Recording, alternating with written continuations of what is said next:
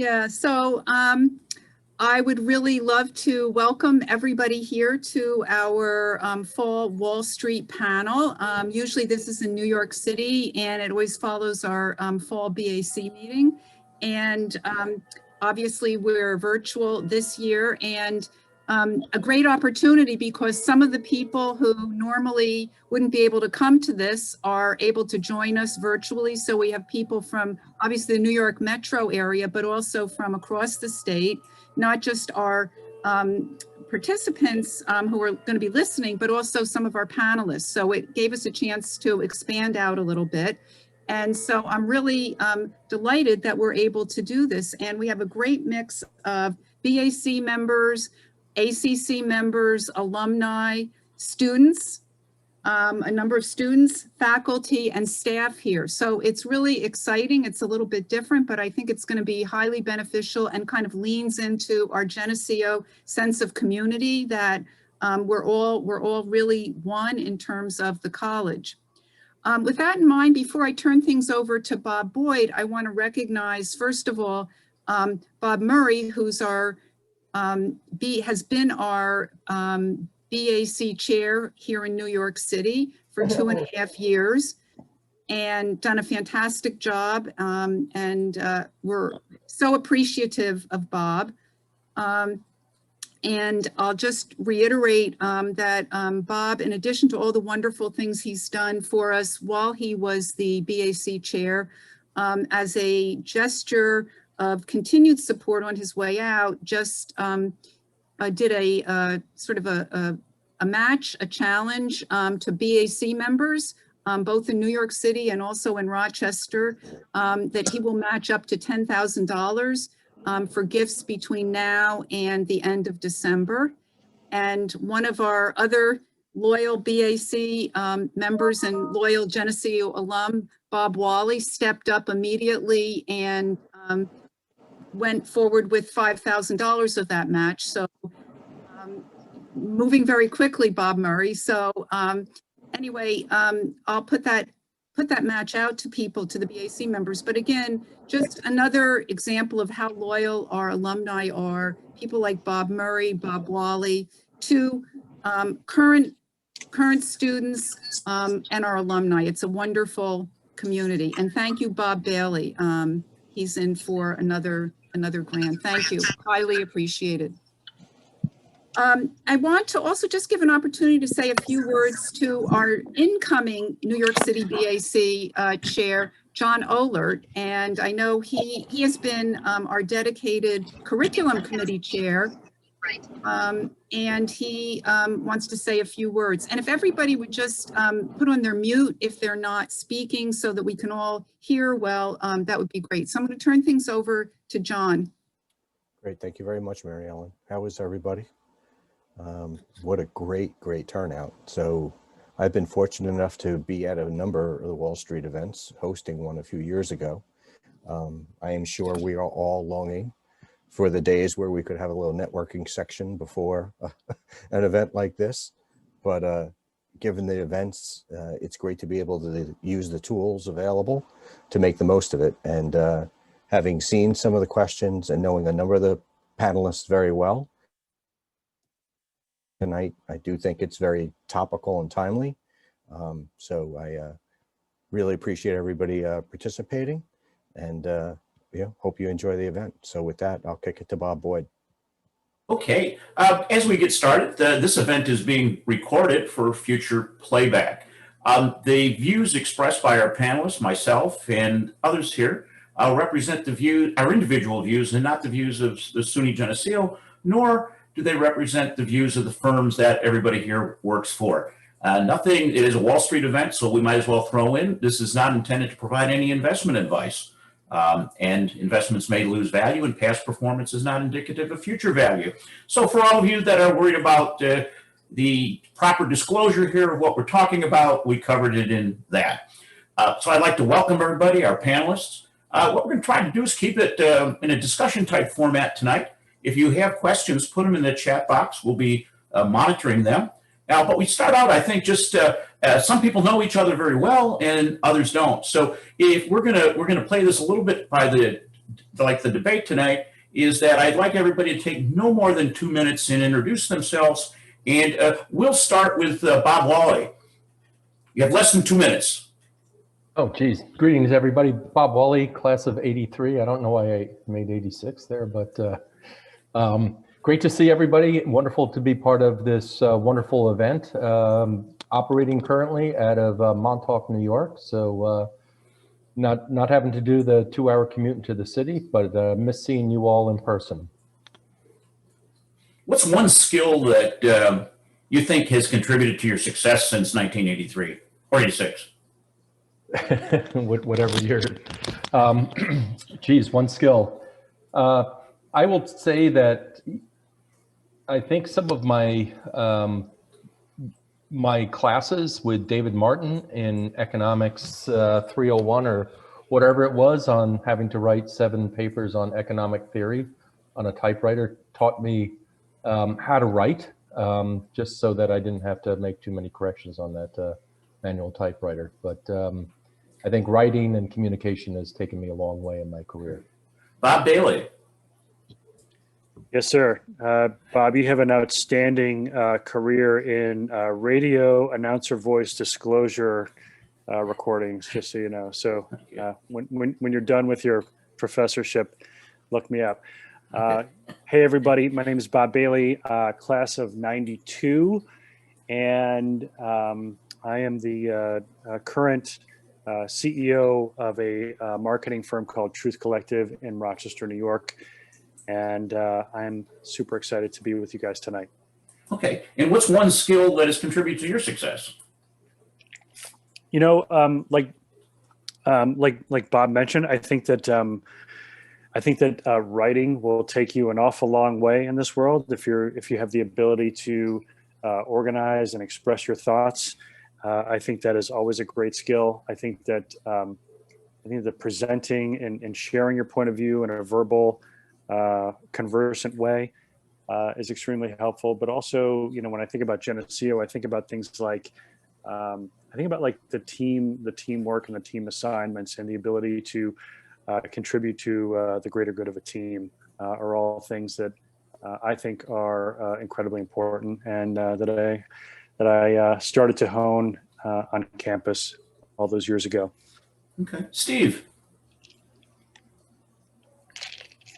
Hi, everyone. I'm Steve Mattus, class of '92. I run the advisory investment products and planning organization at UBS in the Americas, based in New York City and Weehawken. My wife, Tracy, graduated in 1993, and we've got 2 daughters, one of whom just headed off to be a freshman at University of Vermont. And what's one skill that's contributed to your success? Well, it's not really a skill. It was a decision to marry Tracy. I think, you know, choosing the right partner is, all kidding aside, like probably the most important decision you can make. So that's it. Shauna. Hi, everybody. Good to be here. Shauna Hyle, graduated from the School of Business in 2002, a major in accounting, and I'm an executive vice president at NBT Bank, which is a large 100 top 100 bank in the country, responsible for consumer lending. Great. And what was one skill that's contributed to your success? I think similar, maybe not on the communication side, right? So I think being able to communicate to different audiences, you know, being able to be relevant to different stakeholders, I think has been really critical. And started at Geneseo with our ability to network and encouragement to really get out and meet with different folks, engage with the community and engage with, you know, other members of the alumni community through those events that, you know, Geneseo does so well for our students. Great. Michaela. Hi, everybody. Michaela Gascon here, class of 2006. I'm the president and COO at a healthcare marketing research agency here just outside of Rochester. And one skill from Geneseo, I definitely echo a lot of what everybody else was saying, but the teamwork thing, especially, is something that you feel like, oh my gosh, in school of business, every project, every assignment, it's a team-based project. You're not doing a lot of individual contributor work. You know, you're certainly doing work, but you're like, everything is teamwork. And if you go on to graduate business school and get your MBA, it's a lot more of the same. You're like, this can't possibly, you know, be, and it really is. But it also brings me back to my, I think it was called organizational psychology, or maybe it was industrial psych, with Monica Schneider over in the psych department, and just really thinking about the psychology about how people work together, and, you know, kind of Shauna, a little bit what you're alluding to as well, you know, what makes people tick, and, you know, what are their biases and how are they interpreting the same information that you're interpreting. All of those things become oh so important as you continue to progress with your career. Great. Welcome. When we look at the pandemic, it has had an impact. And I think what I see right now is that we've gone through two phases. I would say this is the initial shock when it happened, that March to April, May period. Then we started sort of righting the ship back to business, just a different way. And then there's the future. So maybe we could just start with, what was the initial reaction? What were the issues you faced on that day in early or mid-March when things shut down? And Shauna, can we start with you? March like 18th, 19th, what happened? What was your reaction? So I actually will back it up to about March, maybe 7th. If you recall, you know, there were starting to trickle in some thinking about the virus, and the Fed made kind of an unprecedented move to drastically cut interest rates outside of a normally scheduled meeting. I believe it was March 7th, somewhere around there. So about a week before the shutdown. And being in the mortgage industry, when the rates took that kind of precipitous drop, the mortgage volume picked up quite a bit. So we were balancing a pipeline that we never had in our company in the mortgage space on the day of the shutdown. As a lot of you know, mortgage process, many of you have been through the process or will, and it is very heavily paper-based, it's very heavily regulated, and it is probably one of the last banking products to go through a digital evolution. So we took a very paper-based process when we were at our peak in terms of volumes and had to go remote, right? So the oh my gosh moment on March 13th or 17th and right around there was, let's get everybody home, but now let's get everybody home and figure out how to do business in a virtual environment when everything we're used to was done via paper. So did the employees have computers at home, or did you have to deal with that issue too of getting technology to everybody? Right, so folks didn't have laptops, but we had kind of a virtual desktop. And so in about a week, we figured out across the company, we had about 2,000 employees. We figured out we could take this virtual desktop, this little box, and those 2 monitors, and people were literally just walking out of the building with their monitors and this little desktop and going home and trying to log in. And, you know, in the banking industry too, outside of my purview, but we do have, you know, 150 branches across New York State and 5 other New England states. So when to shut those down, how to restrict lobby access, those folks could not work from home. That was another issue that we had to balance at the bank too. So just a lot of logistics around how to get folks safe, but balance those processes that were not ready for remote environment. Wow, that's something. Bob Walley, what was your experience here on mid-March? Sure. So I guess on my intro, I failed to mention that I'm a principal at Deloitte, and I lead our capital markets group. So I had actually been on the road traveling to Boston back and forth every day. And I remember getting home on the night of March 11th and debating, am I going to get on a plane tomorrow and go back to Boston for another meeting? And lo and behold, you know, about 8 o'clock at night, we got an email from our firm that basically, you know, locked us down. So it took me off the plane, but we quickly pivoted. And, you know, as a big professional services firm of 110,000 people in the US, we're all used to working very virtual. So, we can print anywhere in the world. We can get to our technologies that we need to do our jobs. But more importantly, it was how did we serve our clients? So if you also remember, about a week and a half later was the volatility in the markets. And we quickly had been focused on our clients, talking to our clients about their issues in the markets and their ability to trade and their ability to settle these trades. And we ended up having to work a couple weekends with the industry to settle 10 plus billion in open fails over the weekend, and coordinate the banks and brokers and help them get through it. So we quickly moved, from our people safe and operating our own business to how do we help our clients and operate their businesses and help the industry flow. So it was really exciting, a lot of long nights, but incredible the way we were able to pivot and how quickly we're able to pivot. The technology worked incredibly well. And it's amazing how resilient we have been. I think the bigger question is, how will this last? Yeah. How did you clear all those items did you clear all those items in a virtual environment? What we did was just had open bridge lines. We used a vendor technology to load the fails and match them off, and then get the people on the phone to coordinate and do the workouts. So, a lot of this was matchmaking and speed dating and getting people to understand who was on the hook on the other end of the trade, and got them to, do a lot of their bilateral work. What would have happened if you didn't clear them? We would have people being sold out. We'd have, fails that basically are going to hit your capital reserves and candidly, put a lot of firms at risk. Mm-hmm. Interesting. Steve.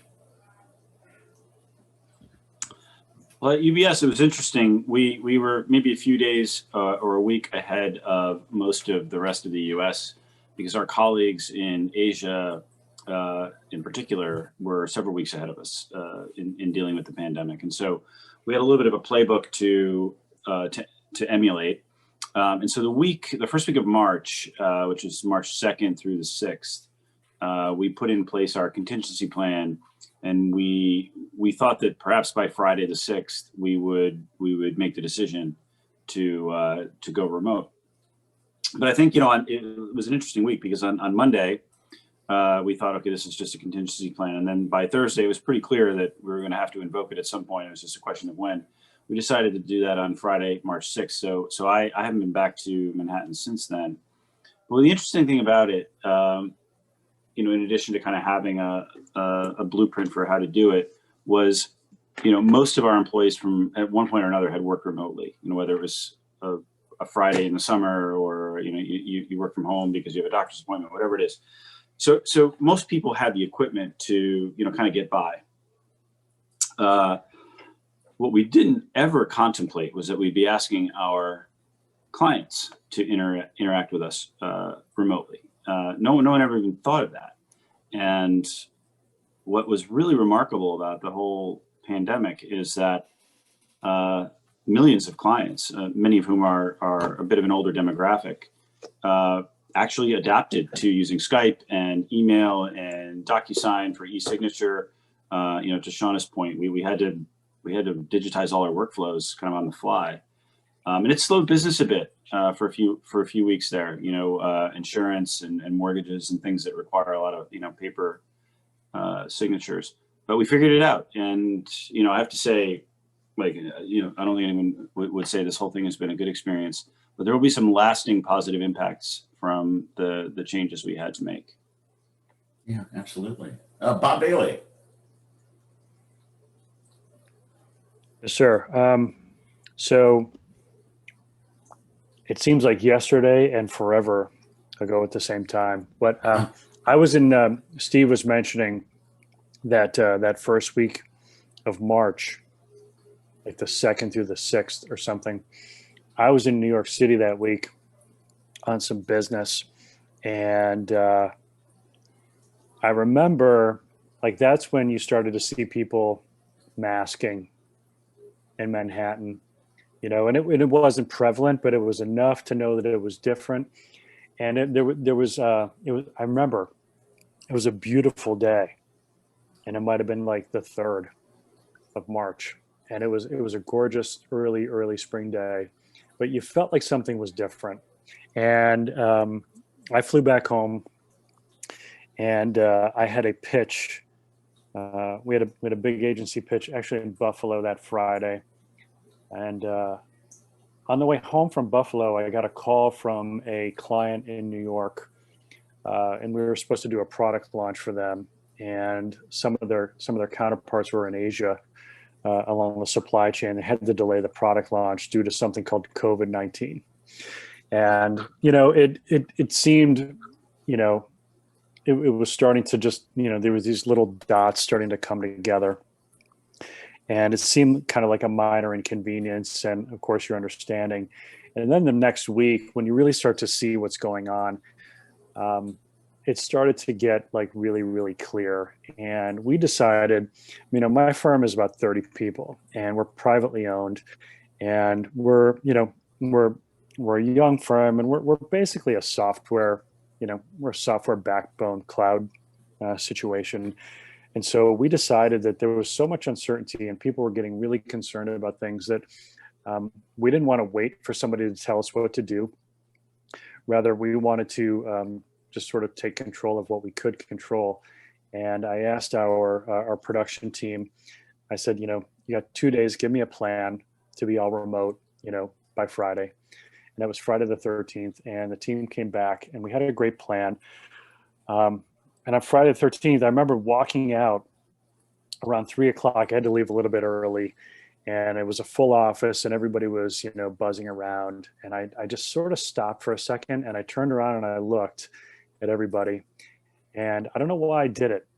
You know, I thought that, you know, in my rational mind thought, well, you know, this is going to be a bit of an inconvenience, maybe 2-3 weeks or something.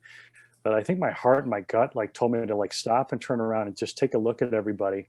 Because what I wasn't sure of was like, am I going to be ever coming back to something just like this? And because I think in my heart that I knew that that there was something more significant going on. And we got everybody out end of that Friday the 13th. And, you know, that weekend is when, you know, at least in upstate, schools started, you know, shutting down, going all remote, and everybody really kicked into gear. So that's my clearest recollection of that specific moment in time. Michaela. Yeah, so we're professional services as well, and almost none of our clients are in Rochester. So myself and, you know, a third of the company, we travel all the time. I mean, I had traveled every week for the first 8 weeks of the year, and just due to scheduling, like, wasn't traveling in early March, but it was, you know, one of those things, again, being in upstate versus down in the city. We were a week or 10 days, let's say, behind, you know, everybody in Manhattan. A group of us had actually gone out to celebrate 2 different people's birthday on Friday that 13th. And we kind of looked at each other, and there was, you know, rumors and stuff going around, and, oh, when are we going to shut down? We knew it was going to happen, but we weren't really sure when. And, but we kind of at lunch, you know, took that extra moment to say, I'm not sure when we're going to do this again. Like, this could be a while, and enjoy, you know, just the 8 of us sitting around the table and getting lunch together that day. But it wasn't too shocking, I guess I would say, to our system, because everybody does have laptops. There's so much travel involved with what we do to begin with. And about a third of our company was working for us 100% remote to begin with. So we needed to have VPN, you know, we needed to have phone systems. We needed to have everything available to those employees who, you know, for a decade now have been remote workers for us. And luckily, given some IT upgrades and everything that we made as a small organization, just in the last couple of years pursuing some ISO certification, we were in a really good spot to be able to handle that increased bandwidth of tapping our network files. So it really was quite seamless on that Monday morning, and we just kind of all opened up our laptops and started working somewhere else. This question is for Shauna and Steve. You mentioned that you had a paper-based environment in volumes. Was this movement to digitalization and digital signatures and changing and automating some of these processes something that was happening and this just pushed it over the edge? Yeah, absolutely. I mean, we had been incorporating digital signatures, you know, according to kind of a multi-year phase-in plan. And so it wasn't a new concept, but we hadn't really adopted it widely yet. And so we just had to accelerate it. And, you know, like I said earlier, I think that'll be one of the lasting positive impacts of all of this. I mean, we are so much more efficient. Our client experience is so much better as a result of this. And, you know, organizations move at their own pace, especially large global organizations that are a bit, you know, bureaucratic and have budgets and timelines. And all of that went out the window. It was we've got to serve our clients and figure it out now, and we did. And that was really a, you know, kind of a cool experience. Shauna, do we lose you? I'm back. Okay, I didn't. You were at a different place on my screen. What, from your perspective, this digitization thing, what happened? Was it something that was gonna happen? Much, but I know.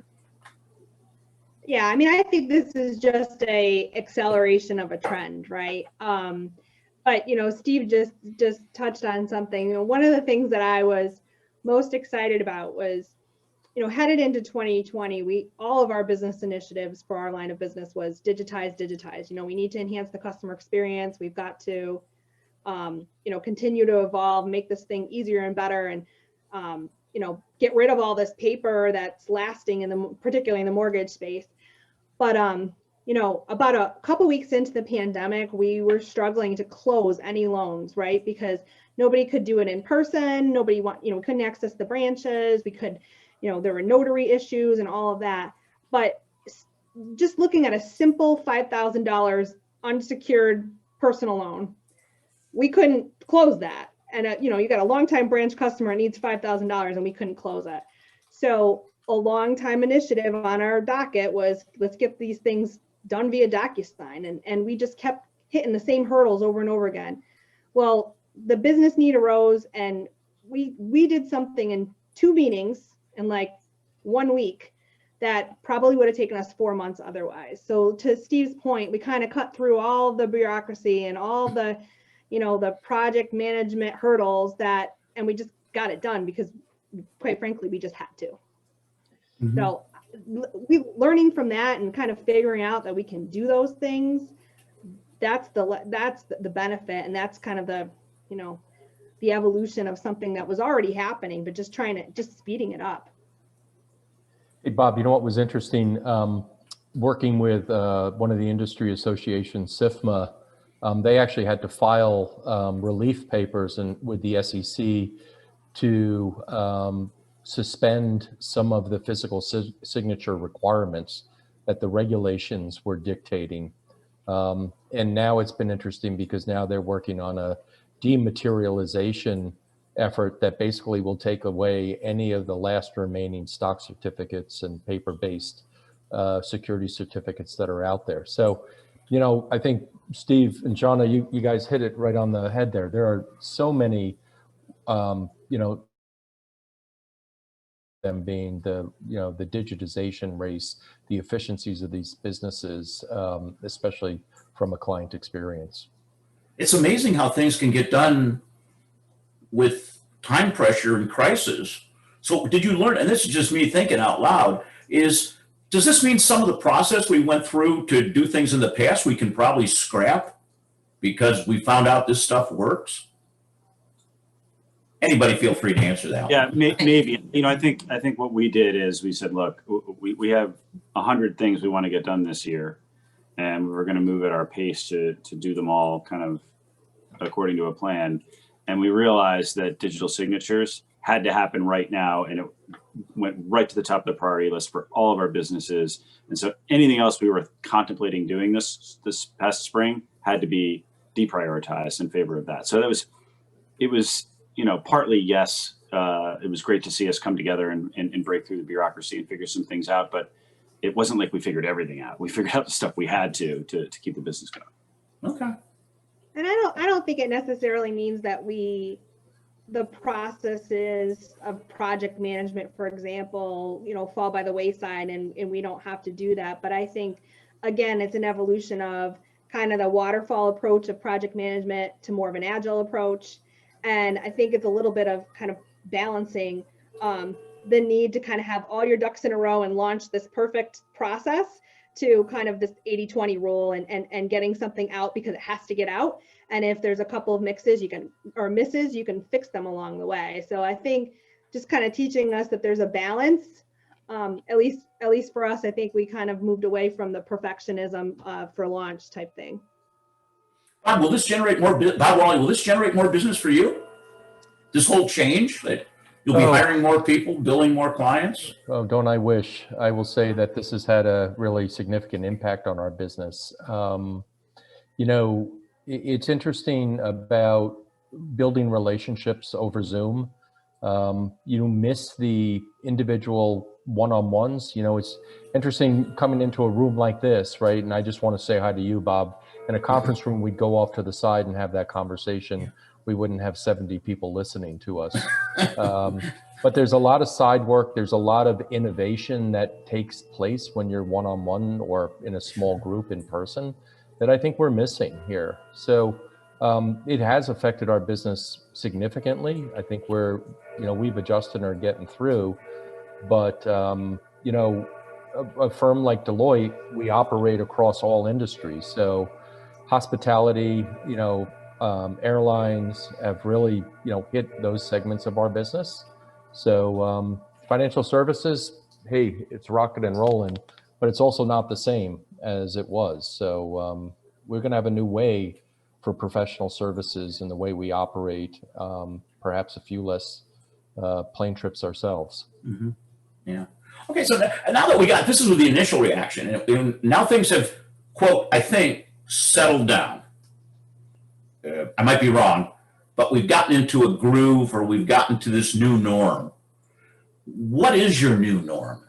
Bob Bailey, what is your new norm? What does your new norm look like? Yeah, so I don't know where we are in this curve. I don't think we're going to know that for a few years, and we can look back at what the curve was and what the results were. But I'll tell you, I feel like we've been through a bit of the stabilization mode. I think initially there was a lot of activity. There was a combination in my business. There was a combo. There was either no activity whatsoever. There was either a turtle hiding in the shell, for a variety of reasons, or there was a ton of communication activity because a lot of brands needed to make themselves relevant and helpful in this time. And so there was a real mix of activity there. I think where we are right now is I think that, we're kind of in this deep breathing moment right now for brands. And they're saying, what is our purpose right now? What are we trying to do? And how can we be helpful and relevant to the constituents that we serve? And, for us as a service provider, our job is to guide them and to support them and be there with them. And so I don't know exactly where we are, Bob, on the sort of recovery curve. I'm not ready to really call that. What I am seeing is I'm seeing more desire, and I'm seeing some reinvestment start to happen along those lines. Okay, great. Now, when you do look at that, I liked what you said, that we got to stop and what's our purpose? Why are we here, and how are we serving the customer? I think that's something that it's going to stick with me tonight. Michaela, where are you, and what's the new normal for you? Yeah, it's interesting. So we still have a lot of, so our office is back open, has been since the end of June, at least one of our two offices. Our office in Rochester has been, our office in Raleigh, though, has not been open since March. We do have a small minority of people who are enjoying some time in the office, and a lot of our employees are remaining at home. They're still I think there was an underlying preference to work from home, although it wasn't socially acceptable in our workplace to do that on an ongoing basis if you lived relatively close to one of our 2 office locations. So our new norm definitely looks like a lot more hybrid working and a lot more reliance on webcams and meetings like this. We were pretty bad about it. And when we had some folks in the office and remote folks joining for the same meeting, if we were all in a conference room together, we wouldn't always remember to put on the webcam and, you know, be inclusive for the meeting from a video capacity. Always on the phone, of course, but never in the same way. So we're even cognizant now, if we are, even if a couple of us are in the office, should we be in that conference room and be, you know, little pin dots in the conference room around the conference room table, or should we still just join from our offices so everyone's kind of equivalent, if you will, from the spacing on the screen? We're seeing a lot more inclusion and commentary and collaboration with our remote workers because they feel like they have an equal footing, they have an equal share of voice, if you will, at a lot of those meetings. So the new normal for us is, it's interesting just from a workflow standpoint and what meetings are happening. And yeah, it's quite busy. COVID has impacted, you know, we're pretty much focused in healthcare. So working with pharmaceutical companies, medical device companies, healthcare IT organizations, health insurers, you name it. Like we work with a lot of different folks in healthcare. I mean, they've all been dramatically impacted, you know, kind of similar to you, Bob, what you were just saying. Some of our clients kind of went in hiding for a couple of months, and some were like, oh my gosh, like senior management is already asking me, how's this going to impact our business? And what do we need to do for our next investor presentation? So we got hit with everything across the spectrum. I would say it was a pretty normal distribution though. Some of our clients have spent more money than ever and have kind of come out of this in a really kind of growth mode.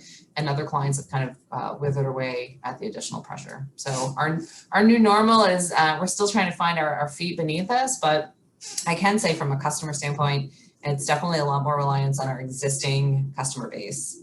I think just given the overall uncertainty out there, we certainly have brought in a handful of new accounts. I think 12 new accounts this year, and maybe 6 of them have been post-pandemic or, you know, since March.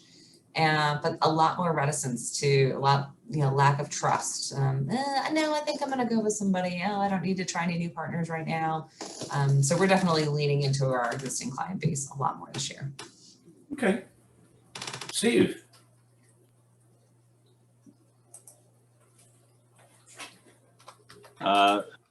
You know, I think as we really get into, you know, month 8, I guess we are now, we've settled in and people figured out how to do this, and we're pretty productive. You know, we're finding ways to communicate, connect, virtual happy hours, you know, trying to find ways to motivate people. We did a team-based volunteer event throughout the month of September, where we all downloaded an app called Steptember, and we tracked our steps and kind of competed with each other. So there are lots of ways we've, you know, tried to, you know, keep a sense of camaraderie and connectedness. But I think, you know, the one thing that we're really taking seriously and very focused on from our CEO on down is people's mental health. It is, you know, not easy, or not as easy as it used to be, to separate work life from home life. And while it's great not to commute, and it's great to be home, and it's great to have dinner with your family and so on, you know, the office always beckons, and everybody knows that you're there.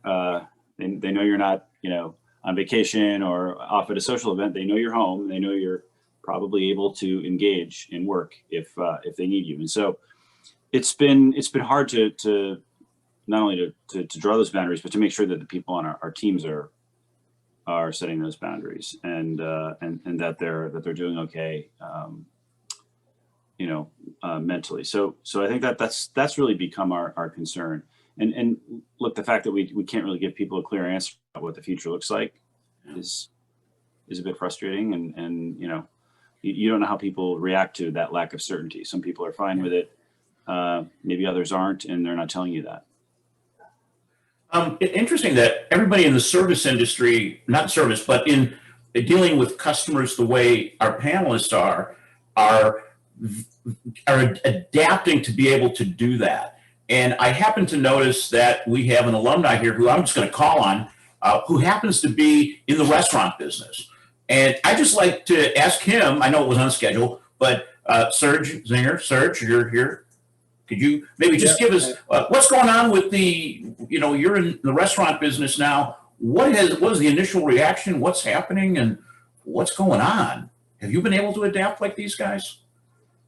Well, yeah, so I'm the VP of Finance at Tate, which is, we've got 17 units in Boston and BC. And it's funny, the initial shock conversation brought a lot of memories back, because that week was crazy. Right at the beginning of the week, you're seeing news events and you're like, oh, it's going to be a couple of weeks. It's not going to be too bad.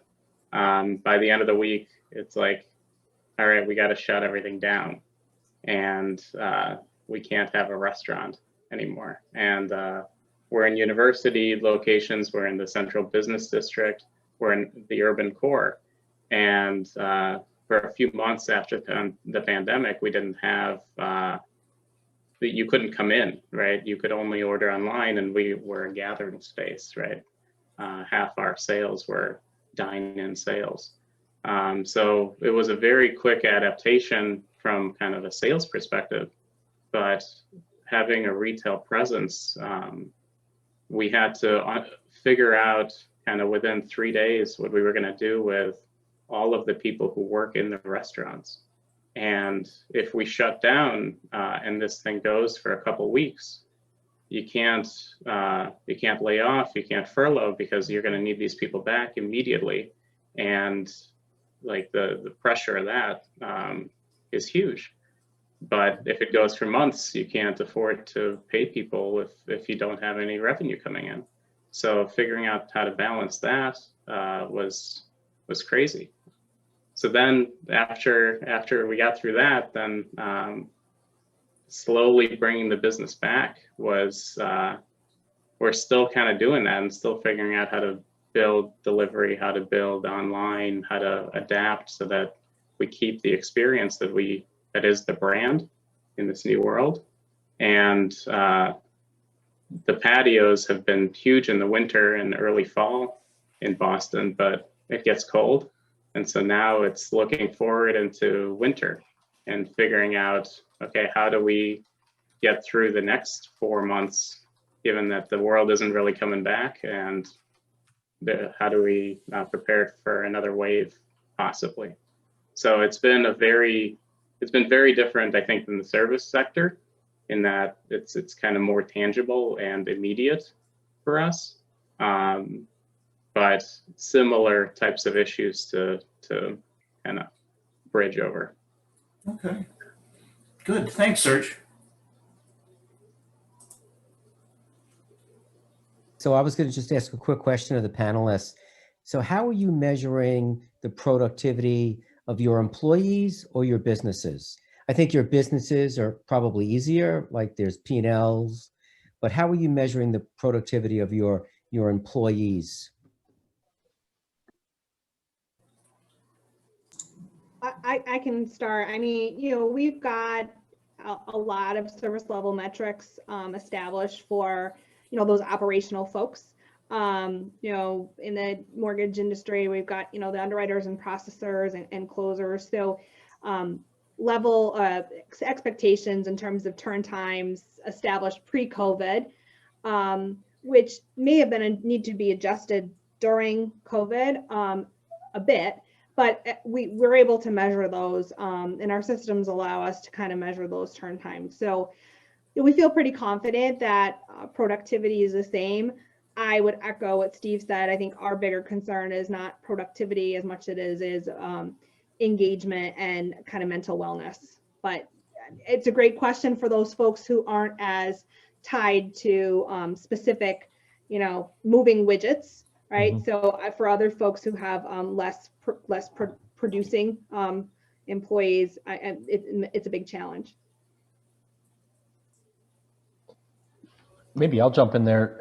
I would agree with you, Shauna. For our business, our people we're really focused on their utilization and how they're operating with our clients and on engagements. And very candidly, I'd say we're still running at about 93% utilization, and nobody is using any vacation time, which is going to come to haunt us in the next couple of weeks, just because that's problematic. And to your point, Steve, they know you're there, and they have no problem giving you a shout and saying hello.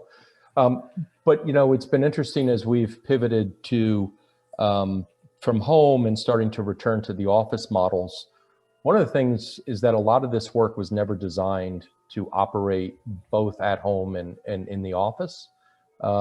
It's sort of, when I was in your firewalls, I could do certain things. I know certain firms, you can't print at home from your office systems because of, personal identifiable information and privacy issues. So those things have had either laxed their controls or workarounds. And a lot of the supervision, it's one thing that sort of supervising employees, but there's supervision of work, there's supervision of the clients, their own behaviors, there's conflicts of interest at the home. So, the fact is, I do think that the work from home model, or a component of it, is here to stay. That, I know for me, I've got a 2-hour commute. I'm not going to go to work into the office every day. So I'll split my time. And I think that's pretty true of many people in New York City, and candidly anywhere, because we've proven we can work from home. But we've got to adjust the operating model, the control structures, the supervision, and candidly the performance evaluations. It's hard to see people at, what they're producing or their activity when they are at home. So it also seems to be a lot of concern on people's mind about things like performance reviews, and then culture. It's been really hard to foster for organizations that are heavily dependent on, shadow training and, in-person engagement as part of their culture models. So lots of changes have got to be made. I'm glad it's Bob Bailey. I'm glad you brought that question up, because I think what's been pretty miraculous is, companies' ability to pivot and go remote and sort of, keep going with the flow. But I think, one of the earlier questions was like the new normal. And I think there's like this we're starting to deal with this sort of confluence of new normal and productivity. And a lot of people, they love working from home, and they say, well, I'm really productive. And I think, well, they might, it might be they're really efficient, like they might be getting a lot of stuff done, but I'm not sure how many good things they're getting done sometimes. And, my business is we're in the creative business. So I make creative campaigns for clients. And so I definitely have, productivity metrics like utilization and billability and things like that. But ultimately, none of that matters if the creative product isn't, excellent and breakthrough and going to, do the job for the client. And, in my world, it's heavily personal, it's heavily collaborative, and you can get some things done via remote, but there's still nothing like, a multidisciplined team sitting at a table and sharing ideas and making them stronger, and sort of pushing each other to be the best. So that's frankly an issue that we're confronting right now. Okay, great, thanks. We know that there's going to be some permanent changes here, and we don't know what the future is going to bring. It's out there, but I think there's certain areas we know are going to make changes. So I'd like to start with Shauna. What are the changes that you see in process, how we do things, in technology? Where do you see us heading? What does it look like? So, I've going back to the banking industry, I mean, I've touched on it a little bit, but, and someone else mentioned it as well, a heavily regulated environment that's drenched in paper, quite honestly. It wasn't just us that had to make changes to process. We had to wait for regulators and for the government-sponsored agencies, Fannie and Freddie, to come out and allow some temporary changes so we could get things done. So all of that, you know, they put out kind of this temporary relief so that we could move business forward. That's going to really accelerate the e-closing basically for the mortgage industry, because that's been the last piece of the banking products that just have really hung on to traditional process and workflows. So they needed to speak up in order to push the industry ahead even before now. So the fact that they had to engage to keep business from being at a standstill, even on a temporary basis, is going to get folks talking about how to make this more permanent. And that has to come kind of from those big stakeholders into what we're doing as well. So, you know, and I think the other thing that's really lasting, and one of the other things that I'm really proud of, is we embarked on 2020 with our biggest business line initiative, which was to install a new technology platform to move the digital home loan ahead. And even with the pandemic and the surge in business that I talked about, we only moved that timeline about 5 weeks. So with all that was going on, we still launched a significant platform last month to serve as the baseline for continuing to move this down the path of digitization and enhanced customer experience. So I think that the rapid pace of investment in technology for both the business and the customer facing engagement, but again, going back to some of the earlier commentary, how we engage with our employees and with each other, firms that had not invested in technology to be able to provide their employees with cameras and laptops and the equipment that they needed to engage, that just the speed at which that, I mean, we're trying to get laptops for all of our employees. HP is backed up for months, and I'm sure some of you know Google Chromebooks are hard to come by because kids were trying to get those. I mean, the supply chain impact of all of this is significant. So just the speed, you know, process changes that were necessary because of what we were in at the time, just catapulted the need to invest in technology and move it forward. Absolutely. The other Bob Walley, what about technology? Where are we going with technology from what you see? And that's a big piece of what you do. Sure, Bob. You know, I think you got to start with a couple of things. First is the communications technologies have become vital to us, our ability to operate. So we've certainly seen the successes of Zoom and how that has really taken over the market. I will say that it's interesting to work with numerous sets of clients, and everybody's sort of on different platforms and different technologies and trying to get, you know, in and out of whether it's a WebEx or a Skype or Zoom or whatever. So, you know, those things are still a bit bumpy out there.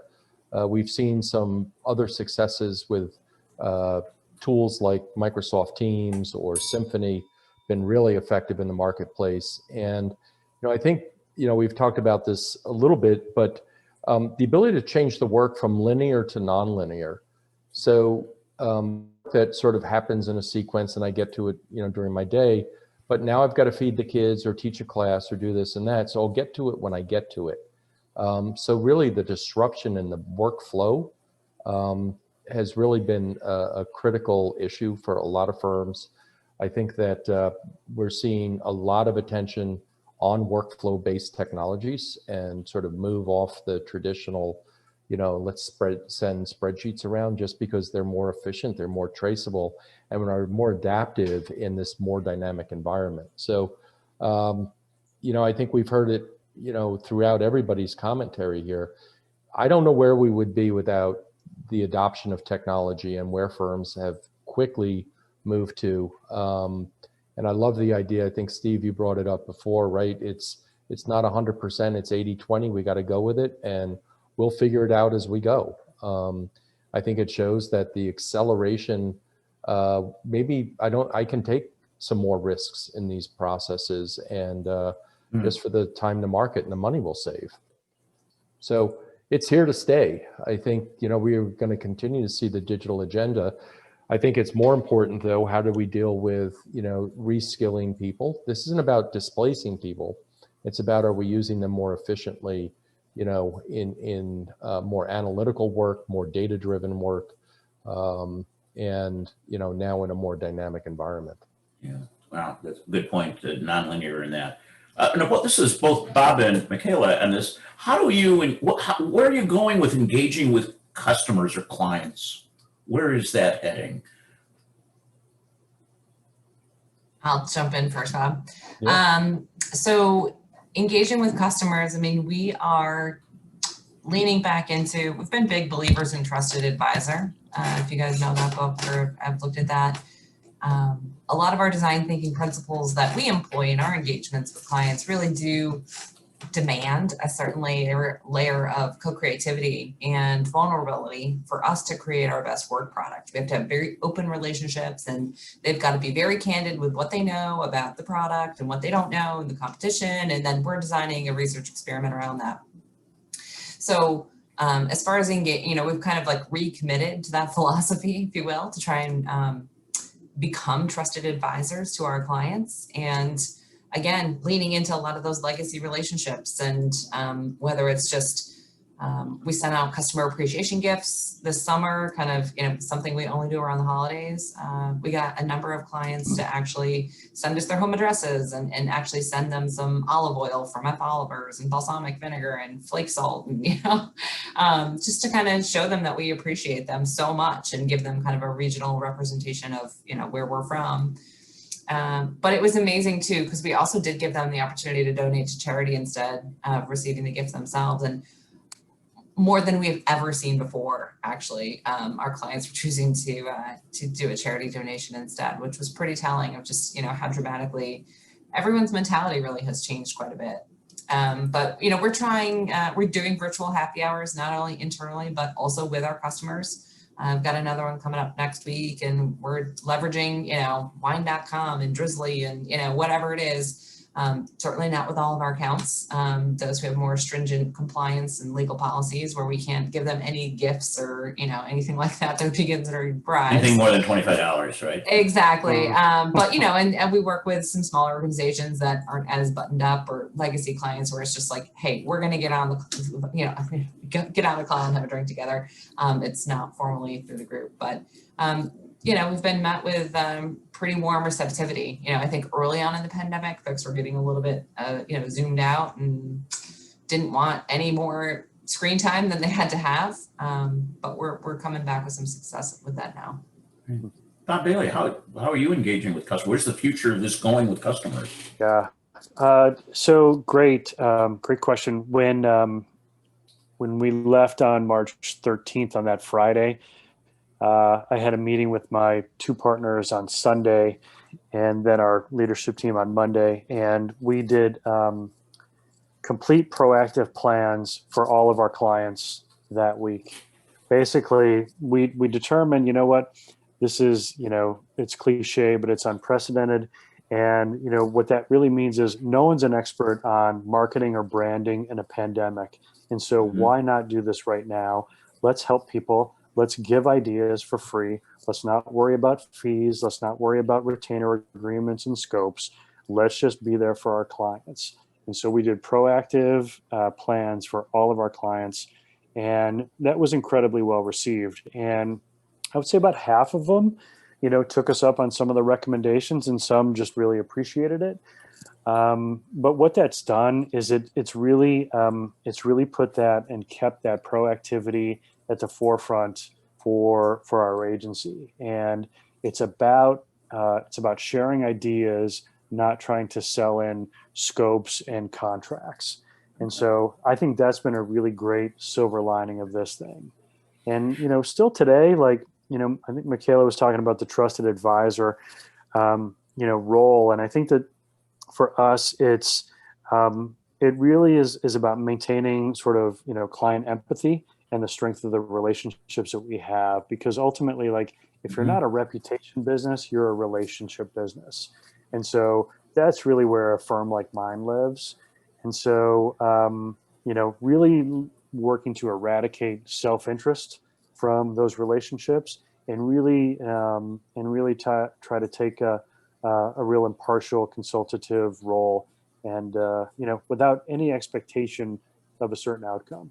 And so that's been really good for us. And you know, I've had more than a few clients say, you know what, no one's talked to us like that. No one has reached out to us and just asked us, you know, what we need, you know, to be successful. And so, I don't know. I think that it's been a bit of humility, but I think it's been successful, and I think it's really true to who we are. So we're going to keep up with that. That sounds very positive from both Michaela and Bob about that relationship, which I think is so important. How are you going to get new customers, though?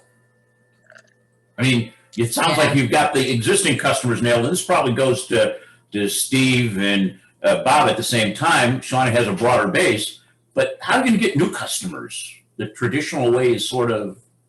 We basically doubled up our investments on that.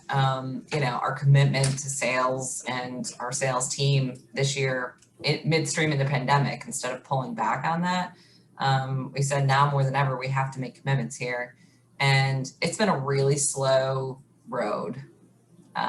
It's not been great. You know, people just aren't in the mentality of wanting to try something new, at least for us. Right. And a lot of the lists and stuff that you can buy are people's office numbers. Guess what? No one's there. Like 2% of people have forwarded to their cell phone. No one's there to pick up. How many people are responding to an email? Everyone's being so over inundated with email right now. Email marketing is like, you know, for us, from our experience at least, like not an option. So what else are you doing to go out and have thought leadership or attract, you know, people who want to come to you? But that's a much longer play. Yeah, the new customer piece is still something we're working to crack. Same. What we're doing is we've really doubled down on publishing thought leadership pieces on things that we just think are going to be interesting and helpful to people. You're right. Like, nobody needs another email right now. Nobody needs another Zoom meeting right now to talk about, you know, opportunities and shit like that. And so we're doubling down on publishing on things that we believe are important and interesting and inspiring. And I'm also leaning heavily into sort of adjacent partner relationships that we have with, say, media companies or research companies, and, you know, finding synergies where, you know, maybe we can jointly serve customers together. You know, maybe I could bring Michaela's research firm into one of my clients to, you know, to generate some new insights, for example. And so I think there's definitely a lot of partnership discussions happening right now, and sort of a new openness to collaborating with complementary services to better serve a client. I think that's really good. So I think that's happened for us too. Yeah, we're just about, we're past an hour, and I know we did, I want to be respectful of people's time, but before we finish off, there was a question in the chat that was about communications to employees working at home. Are you on a regular schedule? Do you do email? Do you do Zoom? Do you have a philosophy about it?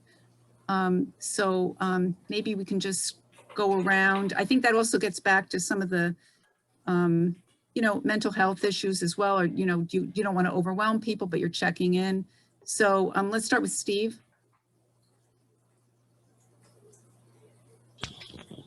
Yeah, you know, I think we've really ramped up our communications in terms of, you know, weekly team emails with a lot of personal anecdotes, pictures, things like that, and team meetings. You know, instead of just my management committee, I expanded the list of people who do our Monday morning huddle, just to reach a broader cross section of the organization and keep people engaged.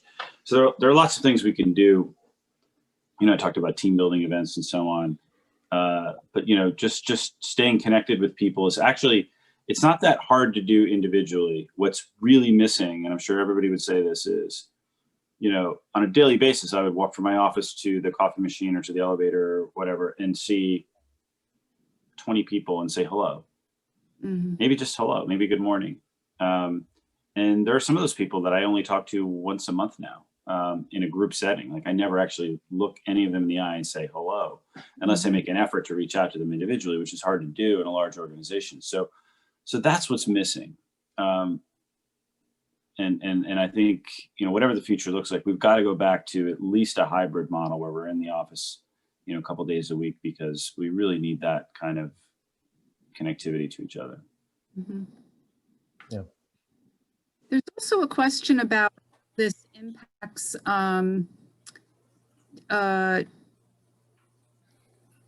younger generation, whether it be your newer employees, the people who are just onboarding, or even as you think to our current college students. I know some of you have younger kids. I mean, what's your sense of how this is going to affect generations? Bob, Walley, I see you nodding there.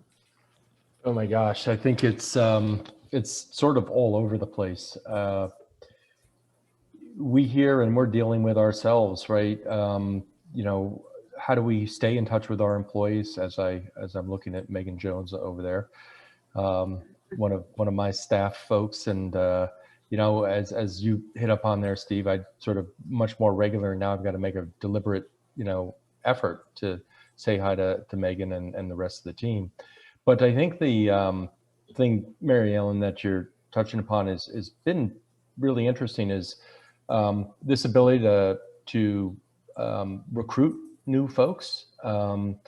You know, certainly the Zooms are working, but there's still nothing like meeting somebody, you know, face to face and across the table. So I think it's really important that, you know, students are out there honing their sort of interviewing skills on, you know, on Zoom. But the connectivity is really tough, and the ability to teach over, you know, over Zoom and mimic, you know, copy your work and, you know, train them is really a major adjustment. So firms have to spend a lot of time, you know, thinking about some of these processes that were so intuitive to being done in person, on how are they doing it in person. But I do think that there's a lot of folks that perhaps are at risk, and I think we really need to spend a lot of time paying attention to them and doing check-ins. I know our firm sends out, you know, a weekly email check-in, how are you doing? And you know, it's a bit systemic and process oriented, but you know, it's something with a firm of our size, but ways that we're trying to monitor folks. And I think, you know, those of us who have the luxury of, you know, being with some space, but you know, those who are sitting in, you know, 600 square foot apartments in New York City, looking at the four walls, I got to be climbing them, especially with roommates and things like that. So, you know, I think they're all just clamoring to get back into the office just as it changes the pace. So it's hard. What I'd like to do as we wrap it up is, and some of you guys have done this with me, and we're not going to do everything, but from the panelists, I'm looking for one or two words you'd like to leave with our students and your colleagues. One or two words, that's it. Then I'd like everyone else to put one word in the chat box of what their reaction was. So let's start, Bob. We'll start with Bob Bailey. What are the one or two words you would leave with everybody? Oh my gosh. That's a pretty amazing question. Yeah. Be patient. All right, I'll give you breathing room, Bob. I'm gonna just pick up on something that the other Bob just said. Deliberate effort. Nothing happens organically anymore. Everything is more deliberate effort. Good one. Steve? Be resilient. Yeah. Wally? Understand what's important. Good. Shauna? I'm going to go with adapt. Adapt. Great. Bob, we're back. Yeah, Bob Bailey, we're back to you. Yeah, I mentioned be patient, and I think it's be accommodating too. You know, I think one of the things that we've done and had to work really hard at is just being really super accommodating to the real lives, you know, that they're living right now, and trying to, you know, like work as an and now. It's not a or, you know, and so how can we just be accommodating, you know, while still You're minding being your very business. empathetic. I heard you say I like that many times. that word. Yeah. So I'd like to make sure everybody puts something, a word or two. We got to have a takeaways for this. So I'd like to thank Amanda and Mary Ellen for arranging this. Bob and Steve and Shauna and Michaela, and Serge for jumping in at the last minute. That just happened to be there. I want to thank everybody. I think it was a great event. I learned, and I have hope. I think what I heard was hope, adaptability, and resilience. So I think that's really a very positive event. If you have any questions, feel free to reach out to any of us. And with that, thank you. The debate starts in 12 minutes. And we'll just see, we're going to measure it just how much beer, wine, or cider you will drink. So enjoy the rest of the evening. Thank you.